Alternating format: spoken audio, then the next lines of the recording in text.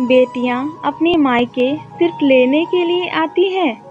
प्रियंका अपने कमरे में खिड़की के पास खड़ी होकर सोच रही थी कि भाई दूज आने वाला है, लेकिन इस बार ना तो माँ ने फोन करके भैया के आने की बात कही और ना ही मुझे आने को बोली।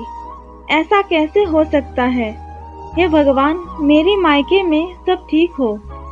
मन ही मन में सोचते हुए प्रियंका अपने कमरे से बाहर आई और अपनी सास को बोली, माँ जी, मुझे बहुत डर लग रही है। पता नहीं मेरे मायके वालों को क्या हो गया है। इस बार माँ या किसी का भी फोन ही नहीं आया है। मुझे कैसे भूल गए इस बार? तब उसकी सास ने कहा, कोई बात नहीं बेटा, तुम एक बार खुद जाकर देख आओ। अपनी सास की आज्ञा मिलते ही अगले दिन प्रियंका अपने पति के साथ मायके आ पहुंची। लेकिन इस बार घर के अंदर कदम रखते ही प्रियंका को सब कुछ बदला सा महसूस हुआ। पहले जहां उसे देखते ही उसके माँ और पिताजी के चेहरे खुशी से खिल उठते थे, इस बार उन पर परेशानी की झलक साफ दिखाई दे रही थी। पहले भाभी उसे देखते ही दौड़ी चली आती थी और प्यार से गले लगा लेती थी, लेकिन इस बार दूर से ही एक हल्की सी मुस्कान देकर उससे बात की। भैया भी ज्यादा खुश नहीं दिखे। प्रियंका ने जैसे तैसे एक दिन बिताई। फिर अगले दिन जब प्रियंका के पति घर चले गए, तब उसने अपनी माँ से बात की। तब उसकी माँ ने उसे बताई कि कुछ दिनों से तुम्हारे भैया का काम बिल्कुल बंद हो गया है। बस इसी वजह से सब कोई परेशान है और इसी वजह से तेरे भैया को तेरे घर भी नहीं भेज सकी। ये सब बात सुनकर प्रियंका बोली, कोई बात नहीं माँ, ये मुश्किल दिन भी जल्दी निकल जाएंगे, आप चिंता मत कीजिए। फिर शाम को प्रियंका के भैया और भाभी आपस में बातें कर रहे थे, जो कि प्रियंका ने सुन ली। उसके भैया बोल रहे थे कि पहले ही घर चलाना इतना मुश्किल हो रहा था और ऊपर से अब बेटे का स्कूल की फीस भी भरना होगा और एक दिन बाद भाई दूज भी है, तो प्रियंका को भी कुछ देना पड़ेगा। तब भाभी बोली, कोई बात नहीं, आप चिंता मत कीजिए। मेरी माँ ने जो कान के झुमके मुझे दिए थे, उन्हें बेचकर जो पैसे आएंगे उससे स्कूल की फीस भी भर देंगे और प्रियंका के लिए कुछ ले भी लेंगे। प्रियंका को यह सब बात सुनकर बहुत बुरा लगा। फिर वो मन ही मन में सोचने लगी कि भैया और भाभी ये क्या बातें कर रहे हैं? क्या मैं यहाँ उनको परेशान करके कुछ लेने के लिए आती हूँ? ऐसे सोचते हुए वह अपने कमरे में चली गई।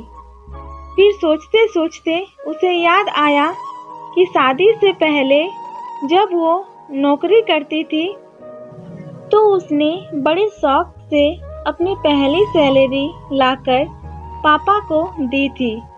तब पापा ने कहा था कि ये पैसे अपने पास ही रख लो बेटा, मुश्किल वक्त में काम आएंगे। इसके बाद वह अपनी हर महीने की सैलरी बैंक में जमा करती थी। शादी के बाद जब भी वह मायके आती थी, तो माँ उसे पैसे निकालने को कहती थी, लेकिन तब वह हर बार कह देती कि अभी मुझे ज़रूरत नहीं है, जब ज़रूरत होगा तब निकाल लूँगी।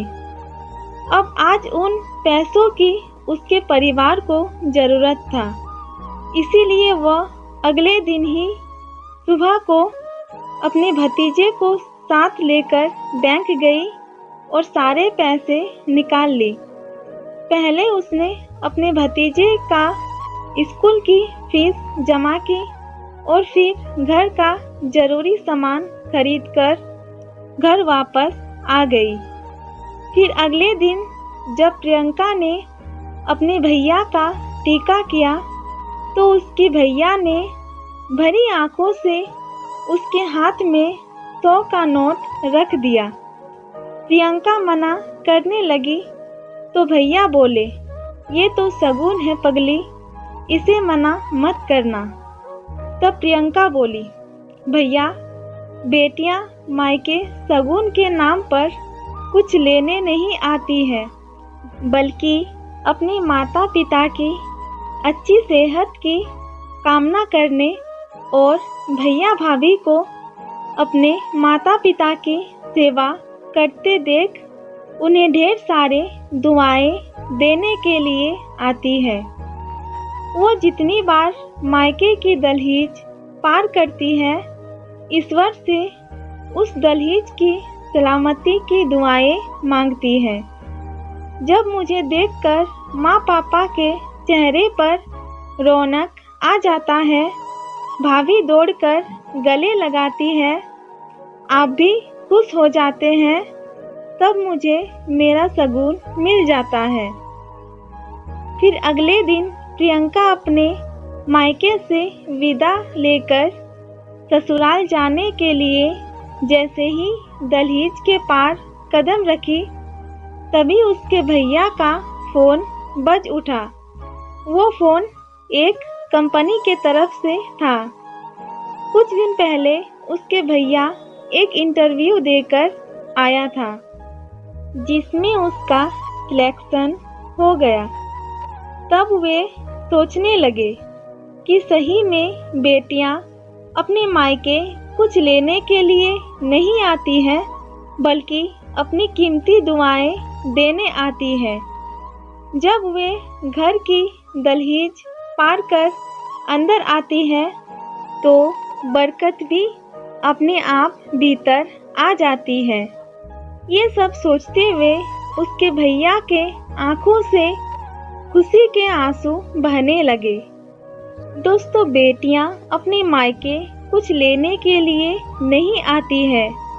हर बहन बेटियां यही चाहती है कि उसका मायका हमेशा खुशहाल रहे और ज़्यादा से ज़्यादा तरक्की करे। दोस्तों, अगर वीडियो पसंद आया तो लाइक कीजिए, शेयर कीजिए एंड चैनल को सब्सक्राइब